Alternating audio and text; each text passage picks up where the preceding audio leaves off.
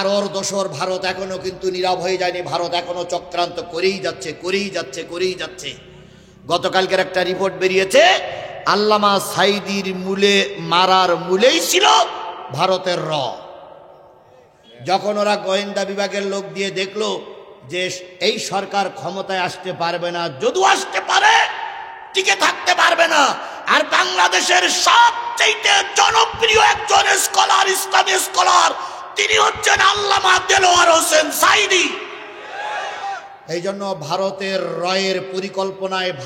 পরিকল্পনায় এই সরকারকে চিঠি লিখে বলল দেলোয়ার হোসেন সাঈদীকে সরাই দেন। 3 দিন আগেই ভারত সফর করে আসলো ওই যে আমাদের তথ্যমন্ত্রী ছিল কিনা, হাসানুল হক ইনুনা, হাসান মাহমুদ, আর একজন ছিল তৎকালীন কৃষিমন্ত্রী আব্দুর রাজ্জাক। এই 2 জনের নেতৃত্বে ভারত থেকে সফর করে এসে ভারত যে প্রেসক্রিপশন দিল, সেই প্রেসক্রিপশনের অনুসারে 3 থেকে 6 দিনের মাথায় আল্লামা সাঈদীকে জেলখানার থেকে বাইর করলো। বলা হলো তার কি হয়েছে, হার্ট স্ট্রোক করেছে। আল্লামা সাঈদীর কাছে দিয়ে যখন বলা হলো হুজুর আপনার হার্ট স্ট্রোক হয়েছে, হুজুর তখন বলতেছে আমি অসুস্থ, আমি বুঝলাম না, তোমরা বুঝলে কি করি। এরপরে বাধ্যতামূলক জোর করে তাকে হাসপাতালে নিয়ে আসা হলো। হাসপাতালে রাতের অন্ধকারে নাভিতে ইঞ্জেকশন করে তাকে মৃত্যুর কোলে ঢেলে দেওয়া হয়েছে। আল্লাহর কসম, গোটা বাংলাদেশ নয়, গোটা বিশ্বের মুসলমানেরা জানে আল্লামা সাঈদী হার্ট স্ট্রোকে মারা যায়নি, আল্লামা সাঈদীকে পরিকল্পিতভাবে মেরে দেওয়া হয়েছে। আর আল্লামা সাঈদীর যারা মেরে দেওয়ার জন্য দায়ী, প্রতিটা আসামির বিচার বাংলার জনগণ করবে, কাউকে ছেড়ে দেওয়া হবে না। নারায়ে তাকবীর, নারায়ে তাকবীর, আল্লাহু আকবার। দিন ইসলাম জিন্দাবাদ, বিশ্বের মুসলিম, বগুড়ার মুসলিম, নারায়ে তাকবীর। আমার ভাইয়েরা, তাবলীগকে ভেঙে 2 ভাগ করার মূল ষড়যন্ত্রকারী হলো ভারত। আর সেই ষড়যন্ত্রের বহিঃপ্রকাশ আমাদের দেশের এই ফিরাউনের বাচ্চা শেখ হাসিনা। বাংলাদেশ স্বাধীনের পর থেকে আমরা তাবলীগের ভিতরে কোনো মতনৈক্য দেখিনি। এই ভারত আর এই শেখ হাসিনা ষড়যন্ত্র করে বাংলাদেশের তাবলীগ জামাতের ভিতরে কয় গ্রুপ করে দিয়েছে, 2 গ্রুপ করে দিয়েছে। এখন এই 2 গ্রুপ মারামারি করতেছে।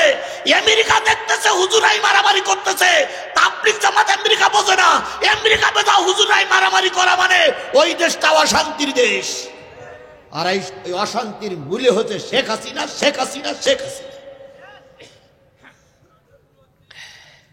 ওদের দলের কিছু নেতাকর্মী এর ভিতরেও আছে। দেখেন মুখটুক কালো করে হনুমানের মতন হুক, মনে হচ্ছে যেন 14 গোষ্ঠীর কবর দিয়াইছে। ও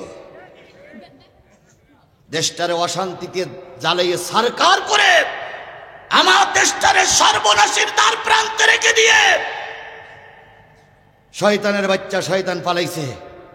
আর এখন তারির দায় নিয়ে আমাদের গোটা দেশের 18 কোটি মানুষ কষ্ট পাচ্ছে। কথা বলেন। কুনতুম খায়রা উম্মাতিন উখরিজাত লিন্নাস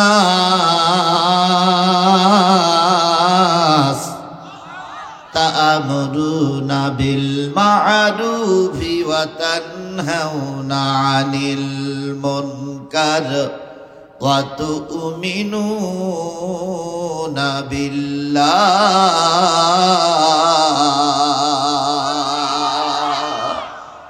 কোরআন তেলাওয়াতের পরে যারা আল্লাহু আকবার বলবে, আল্লাহ তাদের জান্নাতে যাওয়ার পথ সহজ করে দিবেন। জোরে বলুন আল্লাহু আকবার। কুনতুম খায়রা উম্মাতিন, তোমরাই হলে সর্বোৎকৃষ্ট উম্মত, উখরিজাত লিন্নাস, মানুষের ভিতর থেকে তোমাদের বাছাই করা হয়েছে। তোমরা যেমন তেমন মানুষ নয়, তোমরা বাছাইকৃত মানুষ। বাছাইকৃত জিনিসগুলো ভালো হয় না খারাপ হয়?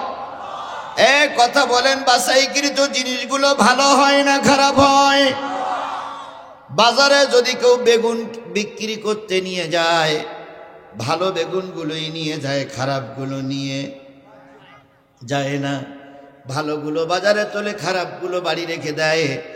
আলু যদি কেউ বাজারে বিক্রি করতে নিয়ে যায়, ভালোগুলো বাজারে তোলে, খারাপগুলো বাড়ি রেখে দেয়। আমরা যেখানে বসেছিলাম একটা প্লাস্টিক কারখানা, সেখানে দেখলাম কিছু ভাঙাচুরো প্লাস্টিক পড়ে আছে। তার মানে সেগুলো বাজারে বিক্রি হবে না।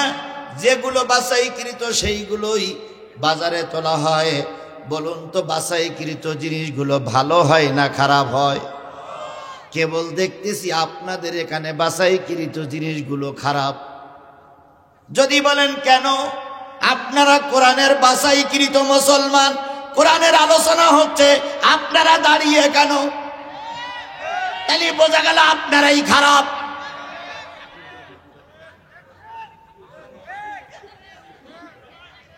যেগুলো ভালো সেগুলো বসে গেছে, ওই যেগুলো খারাপ সেগুলোই দাঁড়াই আছে।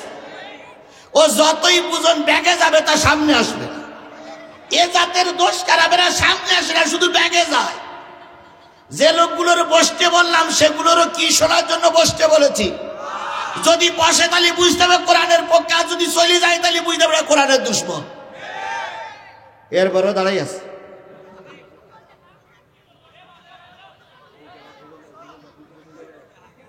আমি দেখতেছি যতক্ষণ না বাড়বে ততক্ষণ ওয়াজই হবে না। এই পাশে জায়গা আছে। জি, আসলে এলাকার মানুষ, বগুড়ার মানুষ এমনি ভালো। বগুড়ার মানুষ ধর্মভীরু, বগুড়ার মানুষ আল্লাহওয়ালা, বগুড়ার মানুষ জ্ঞানী গুণী সম্মানিত, এবং বগুড়ার মানুষ ভদ্র মানুষ। বিশ্বাস করুন, আমি আপনাদের দেখে পাম্পট্টি দিচ্ছি না। আমি কোরআন শরীফ শুয়ে শপথ করতেছি, গোটা বাংলাদেশের যতগুলো জেলায় আমি ওয়াজ করি, বগুড়া মানুষের কথা উঠলেই বলি বগুড়ার মানুষগুলো ধর্মভীরু, তারা ভদ্র মানুষ। কেন হবে না? এ জেলায় যত নেতা জন্ম নিয়েছে সব কটা ভদ্র। এ জেলায় কোনো অভদ্র নেতার জন্ম হয়নি। কথা বলেন ঠিক না বেঠিক?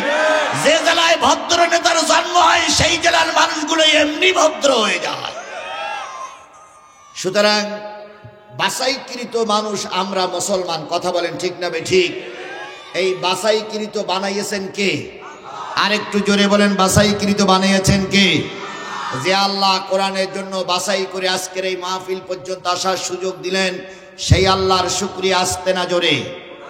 আল্লাহর শুকরিয়াটা আসতে না জোরে? কারোর জবান বন্ধ থাকবে না, সকলে মিলে বলছি আলহামদুলিল্লাহ। আরেকটু জোরে বলুন তো আলহামদুলিল্লাহ। সব প্রশংসা তোমার আল্লাহ, তুমি প্রভু নিখিলের,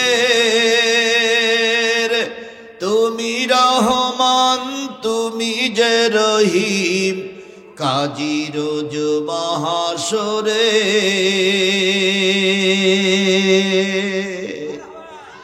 বিশ্ব মানবতার শ্রেষ্ঠ বন্ধু, সমস্ত নবী রাসূলদের শ্রেষ্ঠ রাসূল, আমাদের প্রিয় ভাজন নেতা, যার সুপারিশ ছাড়া কোনো মানুষ জান্নাতে যেতে পারবে না, সেই নন্দিত নেতার নামে দুরূদ আর সালাম কারোর জবান বন্ধ থাকবে না। সকলে মিলে বলছি সাল্লাল্লাহু আলাইহি ওয়াসাল্লাম।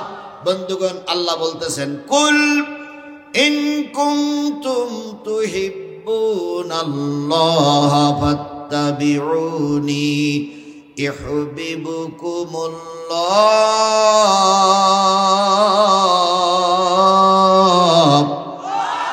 ওয়া ইয়াগফির লাকুম যুনুবাকুম আল্লাহু গফুরুর রহিম।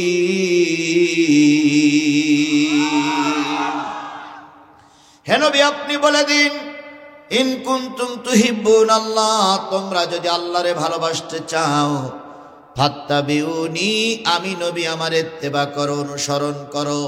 আমার ইত্তেবা, আমার অনুসরণ যদি করতে পারো, ইয়াগফির লাকুম যুনুবাকুম, তোমাদের জীবনের সব গুনাহগুলো মাফ হয়ে যাবে।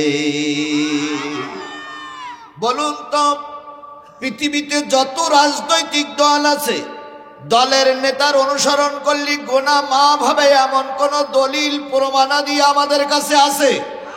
জোরে বলেন আছে? মরহুম প্রেসিডেন্ট মুজিবুর রহমানের অনুসরণ করলে জান্নাতে যাওয়া যাবে এমন কোন দলিল প্রমাণ কোন আলেম ওলামা কোন দলীয় লিডার দিয়েছে?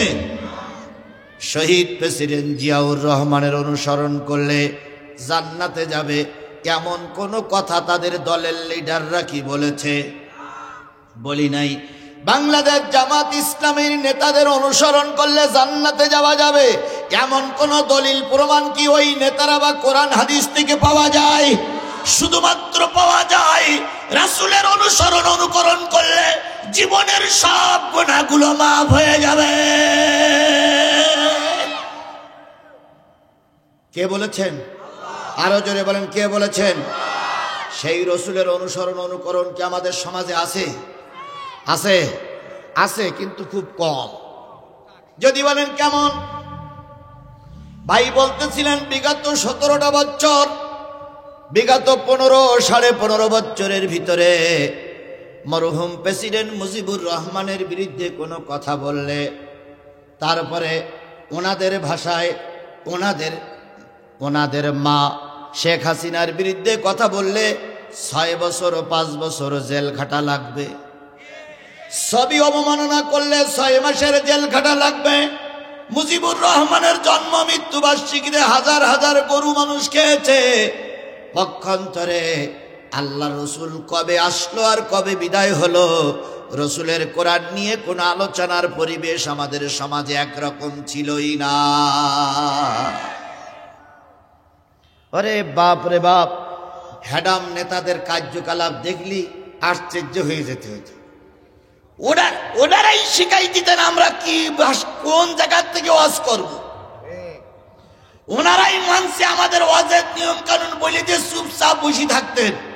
যদি কোনো বক্তা একটু ব্যতিক্রম করেছে, বক্তাকে মঞ্চের থেকে ঘাড় ধরে নামাই দিয়েছে। বক্তাকে অপমান করে পিটাইয়ে হাসপাতালে ভর্তি করেছে।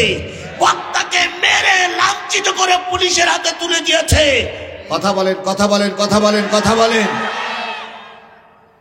ক্ষমতার মস্তদে দাঁড়িয়ে ঘন্টার পরে ঘন্টার কথা বলেছি, একবারও আল্লাহর নাম মুখে উচ্চারণ করি নাই।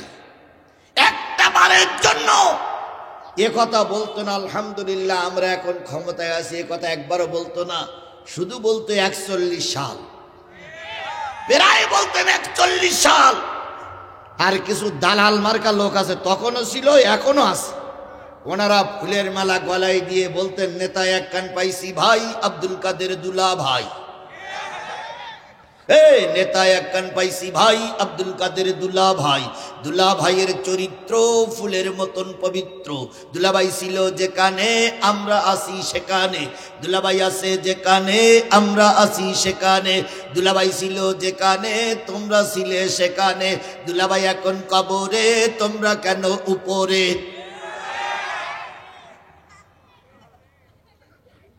নেতাজি নেতাজি নেতাজি খেলায় আর কত দেখাবি।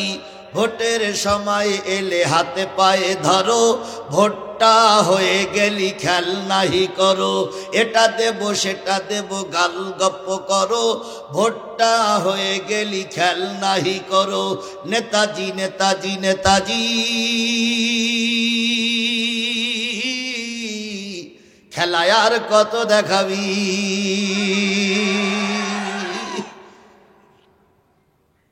নেতা তুমি এগিয়ে চলো, আমরা আছি।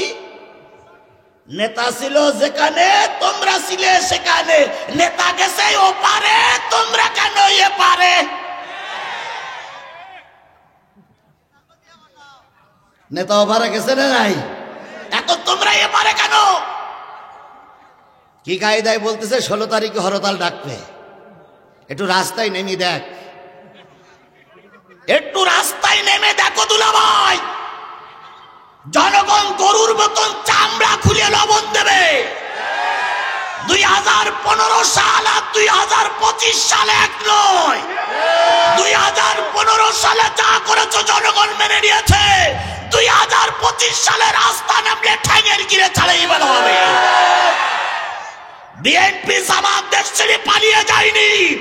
বিএনপি জামাত ছিল, আছে, থাকবে। আমরা দেশের জন্য প্রয়োজনে আবার রক্ত দেব, তবু জালেমদেরকে আর ময়দানে নামতে দেওয়া হবে না, হবে না, হবে না।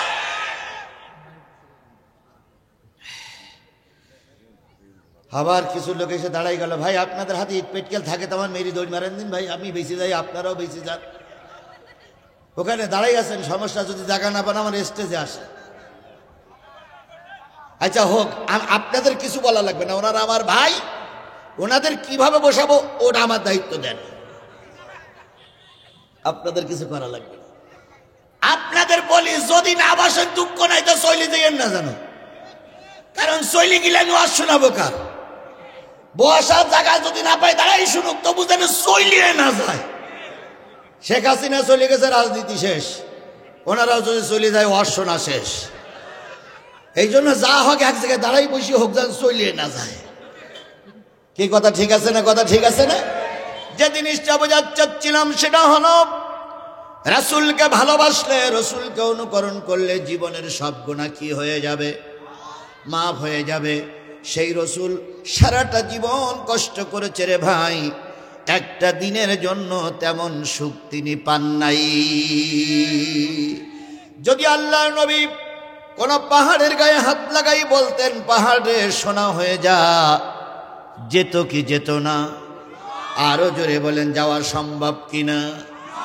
যদি আল্লাহর নবী সাল্লাল্লাহু আলাইহি সাল্লাম কোন লোহাকে ধরে বলতেন, লোহা তুমি সোনা হয়ে যাও, নবীর কথাই লোহা হয়তো সোনা হয়ে যেত। কিন্তু এমনও জীবন রাসূলের চলে গেছে, খাওয়ার জন্য 3 দিন 5 দিন 7 দিন পর্যন্ত আল্লাহর নবীর পেটে পাথর বেঁধে থাকতে হয়েছে। নবী সাল্লাল্লাহু আলাইহি সাল্লাম ধর্মের কথা বলার কারণে ইহুদি খ্রিস্টানদের কাছে মারি খেয়েছে, জেলখানার ভিতরে পচতে হয়েছে, জেলখানার ভিতরে না খেয়ে থাকতে হয়েছে। আবার যখন সুযোগ পেয়েছেন আল্লাহর নবী, তখন সবাইকে আল্লাহর হস্তে মাফ করে দিয়েছে। মুসলমানদের তৃতীয় যুদ্ধ নাম হলো খন্দক, নাম হলো পরীক্ষা, নাম হলো খাল খননের যুদ্ধে আল্লাহর নবী কাফেরদের মোকাবেলা করার জন্য খাল খনন করতেছিলেন। 10 হাত বাই 10 হাত, আড়ে 10 হাত, লম্বায় 10 হাত, গভীরে 10 হাত, এই 10 হাত বাই 10 হাত খাল খনন করতে হবে। নবীর ভাগে 10 হাত জায়গা পড়লেন, লম্বায় 10 হাত, আড়ে 10 হাত, গভীরেও 10 হাত জায়গা নবীকে খনন করতে হবে। সব সাহাবীকে লাগাই দিয়ে আপনার আমার নবীও শাবল নিয়ে রাস্তায় নামলেন, যাতে করে খাল খনন করা সম্ভব হয়। নেতা যারা হয় কর্মীদের মাঠে নামিয়ে নেতা 3 তলায় বসে আরাম করে না, নেতা যারা প্রকৃত নেতা কর্মীদের সাথেই ময়দানে থাকে। এখন আমাদের নেত্রী এপারে তোপারে যেই বলতেছে আমি সীমানার পাশেই আছি, কি করে ঢুকবে? টুস করে ঢুকে পড়বে। আর এদিকার যারা নেতার কর্মী আছে তারা বলছে মা মা, আর ওদিক থেকে বলুন তো, যে মা তার সন্তানদের রাস্তায় নামিয়ে পালিয়ে যায় সে মা নামের কলঙ্ক। আপনি যদি এতই দরদি হন, সন্তানদেরকে রাস্তায় নামিয়ে আপনি বাইরে চলে গেলেন কেন? খালেদা জিয়ার নামে মামলা হয়েছিল, খালেদা জিয়া দেশ ছেড়ে যায়নি। কথা বলেন ঠিক না বেঠিক? বাংলাদেশ জামাত ইসলামের শীর্ষস্থানীয় নেতাদেরকে ফাঁসির কাস্টে ঝুলিয়ে মারা হয়েছে, একটা জামাত শিবিরের কর্মী ময়দান ছেড়ে চলে যায়নি। আর ওনারা প্রায় বলতেন আমরা পালাই না, আমরা পালানো জাত নই। কি কথা বলেন, কথা বলেন, কথা বলেন। একটা ধাক্কায় পালিয়ে চলে গেল, আর এখন বলতেছে আমি সীমানার পাশে আছি, টুস করে ঢেকে পড়বো। আইসো চট করিয়া, আয়না ঘর তোমার জন্যে রাখছি গো সাজায়া। ও বুবু আইসো চট করিয়া, আয়না ঘর তোমার জন্যে রাখছি গো সাজায়া।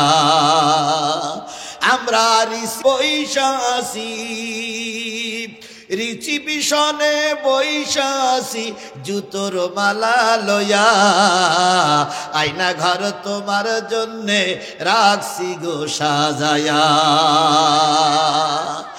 নির্বিচারে মারস মানুষ ক্ষমতার লাগিয়া, নির্বিচারে মানুষ মারিনি, বিডিআর হত্যার জন্য এই জালেমের বাচ্চাই দায়ী।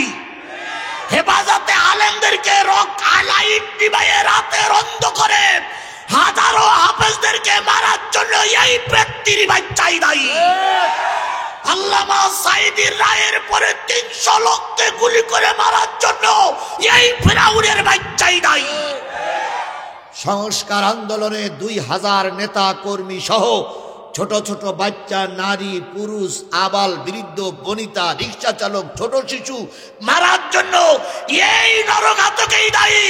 সুতরাং এর বিচার না করা পর্যন্ত বাংলার মসনদে তাকে আর আসতে দেওয়া হবে না, হবে না, হবে না। নির্বিচারে মারছ মানুষ ক্ষমতার লাগিয়া,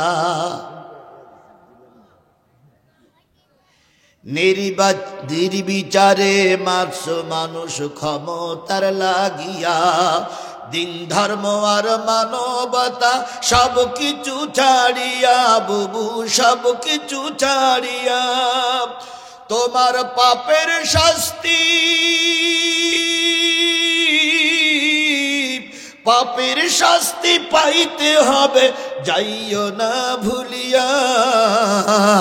আয়না ঘর তোমার জন্যে রাখছি গো সাজাইয়া, বুবু আইসো চট করিয়া। আয়না ঘর তোমার জন্যে রাখছি গো সাজাইয়া। তাহলে নেতা যারা হয় তারা কর্মীদের সঙ্গেই মাঠে থাকে। কথা বলেন, কথা বলেন, কথা বলেন। আল্লাহ নবী খাল খনন করতেছেন কয় হাত বাই কয় হাত, এদিকে 10 হাত ওদিকে 10 হাত নিছিও, যাতে করে কাফেরেরা মদিনা আক্রমণ করতে না পারে। রাসূলের পাশে একজন সাহাবী, তিনিও খাল খনন করতেছিলেন। নাম তার হযরতে জাবের রাদিয়াল্লাহু তাআলা আনহু। জাবের দেখেন নবীজি একটা কোপ মারলে দ্বিতীয়বার শাবল উঁচু করতে পারে না, দ্বিতীয়বার কোপ মারলে সাফল উঁচু করতে পারে না। জাবের আস্তে করে নবীর কাছে গেলেন, যাইয়া দেখে নবীজির কপাল বেবে ঘামগুলো টপ টপ টপ টপ করে পড়তেছে। জাবের পিছনে দাঁড়াই বলেন, ইয়া রাসূলুল্লাহ, নবী গো, আপনার চেহারার দিকে তাকায় মনে হচ্ছে আপনার খুব কষ্ট হচ্ছে। নবী তখন জাবেরের হাতখানা নিয়ে পেটে লাগাই বলছে, জাবের রে, 5 দিন পর্যন্ত ঘরে কোনো খাওয়ার নাই। নবী কয়দিন না খেয়ে যুদ্ধের ময়দানে? এখানে আজকের দুপুরবেলা খাননি একটা লোক হাত তোলেন তো, তোলেন যে একটা লোক আমরা আছি যে দুপুরবেলা খাইনি। আওলাদের রাসূল বলে দাবি করো, নবীর উত্তরসূরি বলে দাবি করো, মসজিদগুলো নবিয়ানা কাজ করতেছে বলে দাবি করো। একবার খেয়াল করে দেখো, তোমার ইসলাম আর রাসূলের ইসলাম আকাশ পাতাল পার্থক্য। তুমি আর আমি মাথায় পড়েছি কিসের টুপি? কাপড়ের টুপি। এই মাথায় কিসের টুপি? তোমার আর আমার গায়ের জামা কিসের জামা? কাপড়ের জামা। আর আল্লাহ রাসূল সাল্লাল্লাহু আলাইহি সাল্লাম দিন প্রতিষ্ঠার জন্য কাপড়ের টুপি খুলে মাঝে মাঝে লোহার টুপি ব্যবহার করেছে। কাপড়ের জামা খুলে মাঝে মাঝে লোহার জামা ব্যবহার করেছে। আল্লাহ রসুল কখনো কখনো জেলের ভিতরে চলে গেছে, কখনো ময়দানে রক্তাক্ত হয়েছে। তুমি আর আমি একটা দিনের জন্য, একটা ঘন্টার জন্য কোনো বাধার সম্মুখীন হয়নি। বিশ্বাস করো, তোমার কালেমা আর রসুলের কালেমা এক হচ্ছে না। তুমি যদি প্রকৃত কালেমার হক আদায় করে থাকো, আল্লামা সাঈদীর যে দশা হয়েছে তোমারও সেই দশা হতে পারে। কিছু কিছু লোক কয় আমরা নবিয়ানা কাজ করতেছে। নবিয়ানা কাজ করলে নবী জেল খেটলো, তোমার জেল হয় না কেন? নবিয়ানা কাজ করলে নবী মার খেলে তোমার মার হয় না কেন? নবিয়ানা কাজ করলে নবী ময়দানে রক্তাক্ত হলো, তোমার হয় না কেন? তখন কি বলে জানেন? আমরা একটু বুদ্ধি শুদ্ধি করে চলি, এই জন্য আমাদের কিচ্ছু হয় না। এরকম বুদ্ধি শুদ্ধি করে জেলেও যায় না, কোনো বিপদের সম্মুখীন হতে হয় না, এরকম বুদ্ধি শুদ্ধি করা লোক আমাদের দেশে আছে না? এই জোরে বলেন আছে না? এরা হলো গোল আলু, সব তরকারিতে ঘাটে। এখন বিএনপি আইছে, বিএনপির এসে ঠুস মারতেছে আমরা তোমার দলে, তোমার দলে, তোমার দলে, তোমার দলে। কিছুদিন আগে আমলিক ছিল, ওখানে ঠুস মারত তোমার দলে, তোমার দলে, তোমার দলে। এরা হলো ছাগলের 3 নম্বর বাচ্চা। কয় নম্বর বাচ্চা? ছাগলের সাধারণত বাচ্চা হয় কয়টা? 2টা। ঘটনাক্রমে যদি 3টা বাচ্চা হয়, তাহলে মা যখন মাঠের থেকে ঘাস খেয়ে বাড়ি আসে তখন 2 বাচ্চা আগে যেয়েই 2 বার ধরে দুধ খাওয়া শুরু করে। আর তৃতীয়টা দিয়ে বাদ পায় না, শুধু ঢুস মারে, এখানে ঢুস ওখানে ঢুস, এখানে ঢুস ওখানে ঢুস। শেষ পর্যন্ত দুধ খাওয়া শেষ হয়ে যাবো, তখন মুখটুক কাসুমাসু করে কয় কোনোটাই পালাম না। আমাদের দেশে কিছু ছাগলের 3 নম্বর বাচ্চা আছে। আওয়ামী লীগ যখন ছিল তখন তাদের কাছে যে ঢুস মেরেছে, এখন বিএনপি ক্ষমতায় যাবার দ্বার প্রান্তে, এখন এসে বলতে আমরা তোমাদের দলে, তোমাদের দলে, তোমাদের দলে। এরা ছাগলের 3 নম্বর বাচ্চা। জামাত এবং বিএনপিকে এদের সম্পর্কে সতর্ক থাকা লাগবে। এরাই দলের ভিতরে এসে দুর্নাম করবে আর দোষ দেবে বিএনপির ঘাড়ে, এরাই চাঁদা তুলবে আর দোষ দেবে জামাত ইসলামের ঘাড়ে। সুতরাং তারেক রহমান যথার্থই বলেছে, কোন চাঁদাবাজিকে দলে ঠাঁই দেওয়া হবে না।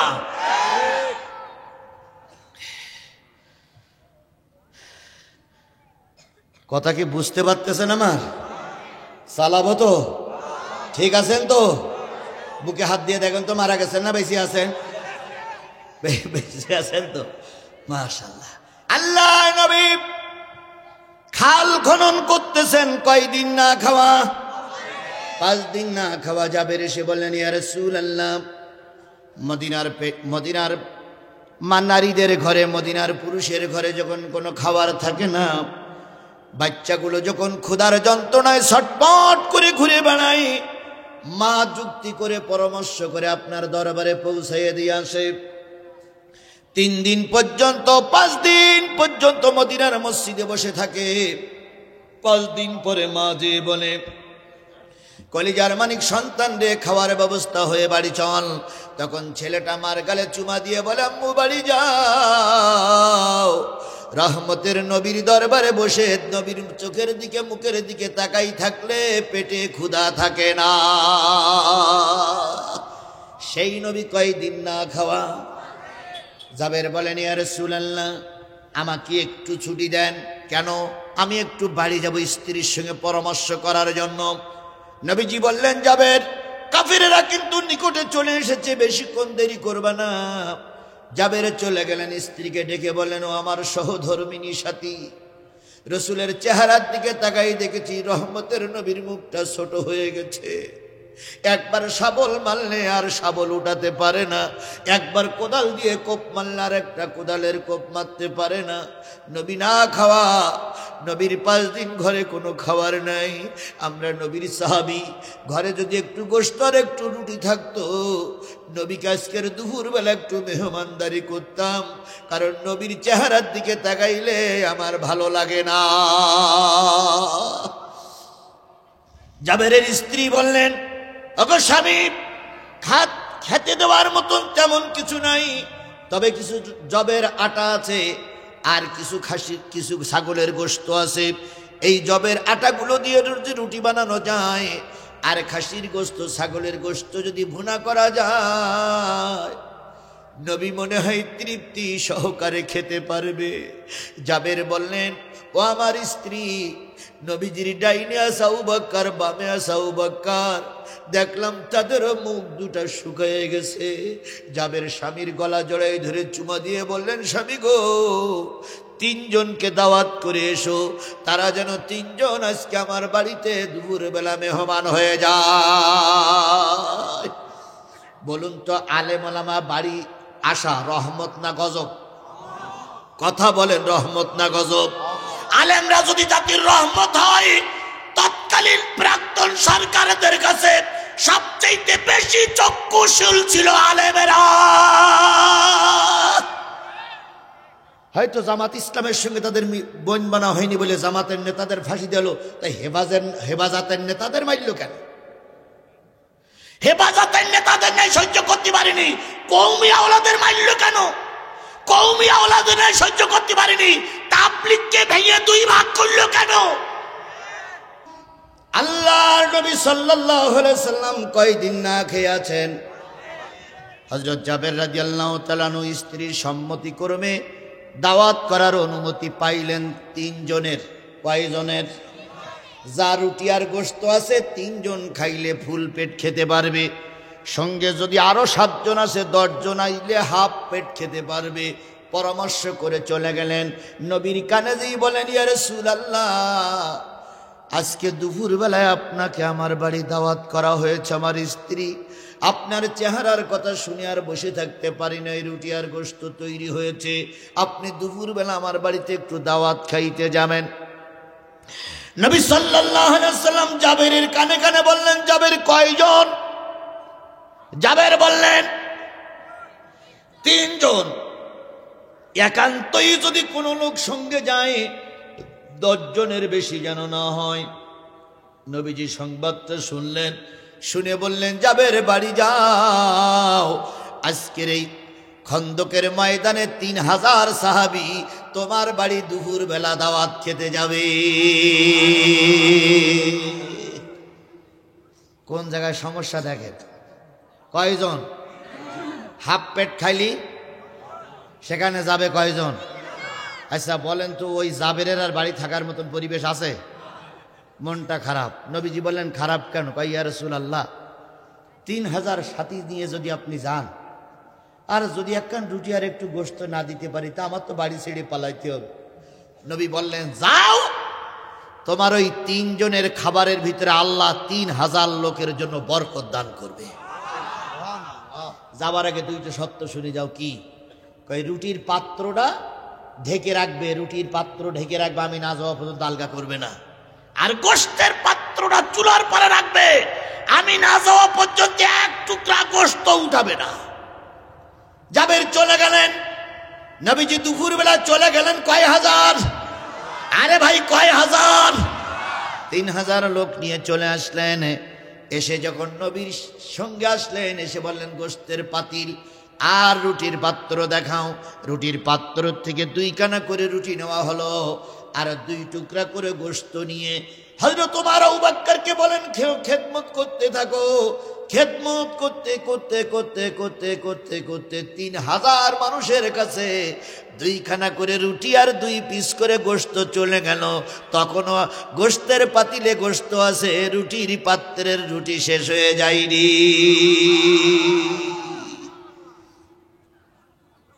এরপরে নবীজি বললেন, সবাই শুরু করো আল্লাহর নাম নিয়ে, বিসমিল্লাহি ওয়া আলা বারাকাতিল্লাহ বলে নবীজি শুরু করতে বললেন। সবাই শুরু করলো। খাওয়া শেষ হয়ে গেল। নবীজি জাবেরের ঘাড়ে হাত দিয়ে বলেন, জাবের রে, আল্লাহ যদি বরকত দেয় 3 জনের খাদ্য 3000 লোকের মাঝে বন্টন হয়ে যেতে পারে। আমার ভাইয়েরা, কথা আমি এই জন্য বললাম, যে নবী 3 জনের খাদ্য 3000 লোককে খাওয়াইছে, সেই নবী লোহার গায়ে হাত দিলে সোনা হতো কি হতো না? সেই নবী পাহাড়ের গায়ে হাত দিলে পাহাড় সোনা হয়ে যেতে পারত কি পারত না? কিন্তু সেই নবী দিন প্রচার করার জন্য 3.5 বছর জেল খেটেছে, উহুদের ময়দানে মার খেয়েছে, তায়েফের ময়দানে রক্ত দিয়েছে। সুতরাং আপনাকে আমাকে নবীর উত্তরসূরি হয়ে থাকলে কিছু পরীক্ষা আসতেই পারে। হাজারো পরীক্ষার পরে যে নবী ময়দান ছেড়ে চলে যান নাই, সেই নবী আপনার আমার নবী। কথা বলেন ঠিক না ঠিক? সেই নবীর নাম শোনার পরে দুরূদ শরীফ পড়ার দরকার আছে না নাই? তাহলে আমরা সকলে বলছি সাল্লাল্লাহু আলাইহি ওয়াসাল্লাম। আল্লাহু আকবার। মুকুল ভাইকে ধন্যবাদ। একজন স্বেচ্ছাসেবক দলের জেলা সভাপতি হয়ে তিনি তাকবীর দিচ্ছে, আল্লাহু আকবার, আর আল্লাহু আকবার। তাহলে আমি কিসের থেকে কথা বলবো? আল্লাহ বলতেছেন, ওয়াইজা কুরিয়াল কোরআন ফাসতামিউ লাহু ওয়া আনসিতু লাআল্লাকুম তুরহামুন। যখন তোমাদের সামনে কোরআন পড়া হবে, এই কোরআনের আলোচনাগুলো তোমরা চুপচাপ বসে বসে শোনো। কার নির্দেশ? কি করে শুনতে হবে? শুধু চুপচাপ না, বসে বসে শুধু চুপচাপ না, কি করে শুনতে হবে? এখন আল্লাহর নির্দেশ পালন করা সুন্নত, ওয়াজিব, মুস্তাহাব না নফল? এই কথা বলেন, দাঁড়ানো লোকগুলো কথা বলবেন। আল্লাহর নির্দেশ পালন করা সুন্নত, মুস্তাহাব, ওয়াজিব না নফল? এই দাঁড়ানো লোকগুলো বলেন, আল্লাহর নির্দেশ পালন করা সুন্নত, ওয়াজিব, মুস্তাহাব না নফল? তাহলে আল্লাহ বললেন কোরআনের আলোচনা হলে বসে বসে শোনো। তাহলে যারা কোরআন শুনতে এসে দাঁড়াই রয়েছেন, নিশ্চয়ই আল্লাহর ফরজিয়াতের আপনারা বিপক্ষে। যদি সুন্নতের সওয়াব নিতে চান, বসেই শোনা লাগবে।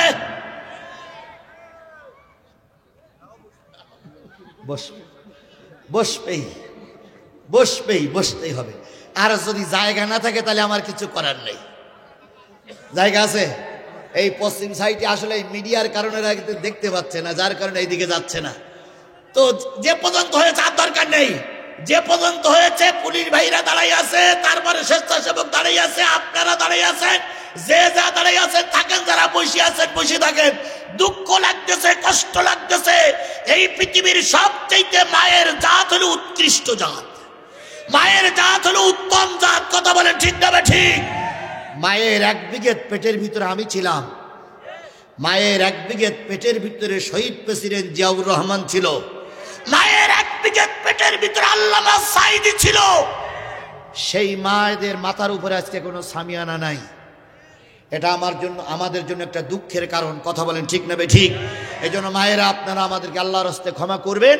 আপনাদের দিকে তাকাই আমি কথা নিয়ে একটু সংক্ষেপ করে দেব, তবু যেন আপনারা দয়া করে আমাদের পরে বদদোয়া দিয়েন না। তাহলে চুপচাপ বসে কোরআন শরীফ শুনতে হবে। নির্দেশ কার? লাআল্লাকুম তুরহামুন। যদি চুপচাপ বসে কোরআন শরীফ শুনতে পারো, আল্লাহর রহমত দিয়ে তোমাদের পরিপূর্ণ করে দেওয়া হবে। আমি সেই সূরা, সেই কোরআন শরীফের সূরা হামিম আস-সিজদার 3টা আয়াত তেলাওয়াত করেছি। তেলাওয়াতকৃত 3টা আয়াতের পরে ভিত্তি করে কথা হবে ইনশাআল্লাহ। যতক্ষণ আলোচনা হবে ততক্ষণ আপনারা আমাকে রেখে চলে যাবেন। কারা কারা হাত তোলেন তো? যে হুজুর আপনি আলোচনা করেন, আমি বাড়ির দিকটা একটু ঘুরে আসি। কেউ যাবেন না? তাহলে এবার শপথ নিতে হবে, যতক্ষণ মোনাজাত না হয় ততক্ষণ ময়দান ছেড়ে যাওয়া যাবে না। কারা কারা রাজি আছেন? 2 হাত উঁচু করে আল্লাহরে দেখান, জোরে তাকবীর দিবেন। নারায়ে তাকবীর। আল্লাহ এই হাতগুলোরে কবুল করুক। হাত নামান। যদি বসার জায়গা না থাকে আর বসতে হবে না, কারণ এ তো রাবার না যে টানলি লম্বা হবে। জায়গা যা আছে ওই পর্যন্ত থাক। দাঁড়ানো লোকগুলো দাঁড়াই থাক, বসা লোকগুলো বসি থাক, শোয়া লোকগুলো শোয়া থাক, আর মা বোনেরা মা বোনদের জায়গায় থাক। আমি আমার মূল আলোচনায় যাই। তার আগে ছোট্ট একটা দাবি। আজকের মাহফিল দিয়েছে যুব সমাজ। কারা? এই কথা বলেন তো কারা? যুব সমাজের আমাদের সমাজে দরকার আছে না নাই? বুড়োদের কোনো মুরত নেই, বুড়োরা শুধু ময়দান নষ্ট করতে পারে। তার জ্বলন্ত প্রমাণ দেখেন। বিএনপির যারা মূল কমিটি তারা সব বুড়ো, জামাতের যারা মূল কমিটি তারাও সব বুড়ো। এই জামাত আর বিএনপি 2 দল মিলে 15টা বছর ময়দানে আন্দোলন করেছে। 15 বছরে মাইর খেয়েছে, লাশ পড়িয়েছে, মামলা খেয়েছে, ময়দান থেকে জুতো ফেলাই রেখে পালাই চলে আসছে। ময়দান পরিষ্কার করতে ফেরাউনের বাচ্চার কাছে মোকাবেলা করে পারিনি। শেষ পর্যন্ত অনেক বিএনপি জামাতের নেতা আমাদের বলতেন, হুজুর দোয়া করেন এই ফেরাউনের বাচ্চা যেন মারা যায়। মারা না গেলে এর কাছে আর বেরিয়ে ওঠা যাচ্ছে না। ঠিক আমরা যখন বিএনপি জামাতের নেতৃবৃন্দ যখন হাল খানিকটা ছেড়ে দিল, যখন মনে করতেছিল আবার 30 সাল না আসা পর্যন্ত আর কিছু করা যাবে না, সেই সময় আল্লাহ পাক তোমাদের মতন ছোট্ট বাচ্চাদেরকে, একদল যুবকদেরকে রাস্তায় নামিয়ে দিল। কথা বলে ঠিক না ঠিক? যুবকরা ময়দানে নেমেছে। প্রথম দিন লাশ পড়েছে যুবকরা ময়দান ছেড়ে, দ্বিতীয় দিন লাশ পড়েছে ময়দান ছেড়ে, শেষ পর্যন্ত আবু সাঈদ জীবন দিয়ে প্রমাণিত করে গেল যে যুবকরাই সমাজ পরিবর্তন করতে পারে। কথা বলেন, কথা বলেন, কথা বলেন। আজকের এই উপশহরের যুবকরা যদি নামাজি হয়, উপশহরের যুবকরা যদি গান বাজনা বাদ দিয়ে কোরআনের মাহফিলের পক্ষে চালু থাকে, এই সমাজ উপকার হবে না, ক্ষতি হবে। এখন এই যুবকেরা সমাজটা উপকার করার জন্য তাদের সাধ্য অনুযায়ী চেষ্টা করে যাচ্ছে। আমরা কি তাদের বিরোধিতা করব না তাদের পক্ষে একটু সহযোগিতা করব? কারা কারা বিরোধিতা করবেন হাত তোলেন তো। যে হুজুরে গায়ে মাহফিলের দরকার নিয়ে হাত তারা গান দেখ, এ পক্ষে কেউ আছেন? তাহলে কোরআনের মাহফিল চালু থাকে, এটা কি সবাই চান? কারা কারা চান একটু হাত তোলেন। যে প্রতি বছর কোরআনের মাহফিল এখানে চালাতে হবে। 22 বছর হচ্ছে, আর মৃত্যুর আগ পর্যন্ত যেন চালু থাকে। মাশাআল্লাহ, হাত নামান। আল্লাহ আপনাদের হাতের পরে কবুল করুক, আল্লাহ আপনাদের রহমত করুক। এবার আসুন, এই ভাই,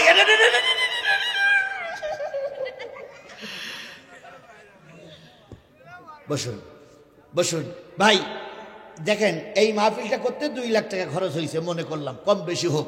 2 লাখ টাকা এই যে সিনিয়র নেতাগুলো বসে আছে, স্বেচ্ছাসেবক দলের সভাপতি, সব বিএনপি জামাতের লিডাররা বসে আছে। এনারা যদি স্বেচ্ছাসেবক দলের লিডার যদি 1 লাখ দেয়, আর এখানে যারা আছে এনারা যদি 10,000 করে দেয়, 1 টাকাও আপনাদের চাঁদা দেওয়া লাগবে না। أقدامنا ليكون من الأسفلين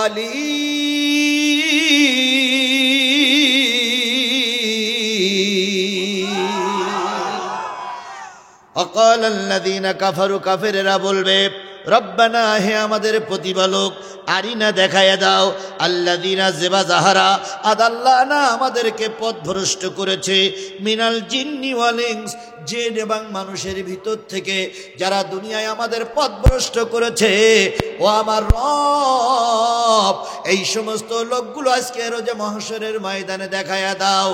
তারা আমাদের ধর্মের কাজ করতে দিত না, ধর্মের কথা বলতে দিত না, ধর্মের কাজে বাধা দিয়েছে, তাদেরকে আমাদের আজকে দেখায়া দাও। ও আমার বন্ধু, কাফেরেরা বলবে আমাদের দেখায়া দাও। এবার বলুন তো, অন্যান্য রাজনৈতিক দলের নেতারা ধর্মের কাজে বাধা দেয়, হুজুরদের ভিতরে ধর্মের কাজে বাধা দেওয়া হুজুর আছে না নাই? আরো জোরে বলেন, আরো জোরে বলেন। ইয়া আইয়ুহাল্লাযীনা আমানু ইন্না কাসীরাম মিনাল আহবারি ওয়ার রুহবান লা ইয়াকুলুনা আমওয়ালান নাসি বিল বাতিল ওয়া ইয়াসুদ্দুনা আন সাবিলিল্লাহ ওয়াল্লাযীনা ইয়াকনিজুনা আয-যাহাবা ওয়াল ফিদ্দাতা ওয়া লা ইয়ানফিকুনাহা ফি সাবিলিল্লাহ ফাবাশশিরহুম বিআযাবিন আলীম। আল্লাহ বলে, বান্দা শোনো, একদল হুজুর আছে আর একদল পীর সাহেব আছে, এরা দিন কায়েমের পথে বাধা দেয়, আর এরা সোনার উপচান্দি সব এক জায়গায় করে রাখে, এগুলো আল্লাহর পথে ব্যয় করে না, এরাই ধর্মের কাজে বাধা দেয়। একদল হুজুর আর একদল পীর তোমাদের ভিতরেই আছে। এই জাতীয় হুজুর আর এই জাতীয় পীর আমাদের সমাজে বর্তমান আছে না নাই? আরো জোরে বলেন, আছে না নাই? এবার হয়তো মনে করতে পারেন, হুজুর পীরিরা তো ধর্মের প্রচার করেছে। অবশ্যই পীরিরা ধর্মের প্রচার করেছে। শাহজালালের দরবারে যান, শাহজালালের দরবারে এখনো 2টা জিনিস আছে, একটা আছে আল্লাহর কোরআন, আর একটা আছে শাহজালালের তরবারি। শাহজালাল এসে বলেছিলেন, কোরআনের ফয়সালা মানো, নতুবা কি দিয়ে ফয়সালা হবে? তরবারি দিয়ে ফয়সালা হবে। আজও বাংলাদেশের যতগুলো পীর, প্রায় 60,000 1 লাখ পীরের দরবার আছে। এই 60,000 1 লাখ পীরের দরবার থেকে এক বাক্যে যদি কোরআন কায়েমের কথা বলা হতো, খোদার কসম বাতিলের ময়দানে টিকতে পারত না। আর এই সুযোগে কিছু লোক বলে, হুজুররা তো দিন কায়েম করবে, হুজুরদের ভিতরে হুজুরদের মিল নাই, তা দিন কায়েম করবে কি করে? একথা বলে না, একথা বলে না। কিন্তু সেই কথাটা আর এখন বলতে পারবে না, কারণ বাংলাদেশ জামাত ইসলামী বিরাট একটা হুজুরি দল, আর এর পরপরই ছিল চরমোনাই। কিন্তু দেখা গেল এখান থেকে 10-15 দিন আগে বাংলাদেশ জামাত ইসলাম আর ইসলামী আন্দোলন হাত পাকা, 2 জন একজোট হয়ে গেছে। 2 জনের বক্তব্য, 2 জনের ভোটের বাক্স এক। 2 জনের ভোটের বাক্স কি এক? তাহলে ইসলাম প্রতিষ্ঠা হওয়ার একটু সুযোগ আমাদের সামনে এসেছে। কথা বলেন, কথা বলেন, কথা বলেন। শাহজালাল যখন ইয়েমেন থেকে এসেছিলেন, শাহজালালের কাছে ছিল তরবারি আর ছিল কোরআন। যখন শাহজালাল সিলেটে ঢুকবে, তখন সিলেটের রাজা ছিল নাম কি? কথা বলেন, সিলেটের রাজার নাম কি? গৌরগোবিন্দ নিশ্চয়ই মুসলমান, কি হিন্দু? গৌরগোবিন্দ যখন শুনল শাহজালাল ইয়ামিনী আসতেছে, সঙ্গে আছে তার ভাগ্না, নাম কি? শাহপরাগ গৌর গোবিন্দ বলল যে ওনাদের সঙ্গে কয়জন আছে? কয় সব মিলে 17 জন, 2 জন পীর মামা ভাগ্না আর 15 জন সাগরেদ। এবার গৌর গোবিন্দ বলল আমার আছে পুলিশ, আমার আছে সেনাবাহিনী, আমার আছে লেটেল বাহিনী, আমার আছে গুন্ডা বাহিনী। 17 জন হুজুর টুপিওয়ালারা কি বা করবে? এ কথা কিন্তু গৌর গোবিন্দর ছোট বোন বিগত 15.5 বছর একই কায়দায় বলে এসেছে, আমরা পালাই না, পালানো জাত নয়। ফখরুল সাহেব আপনার বাসায় একটু জায়গা দিবে।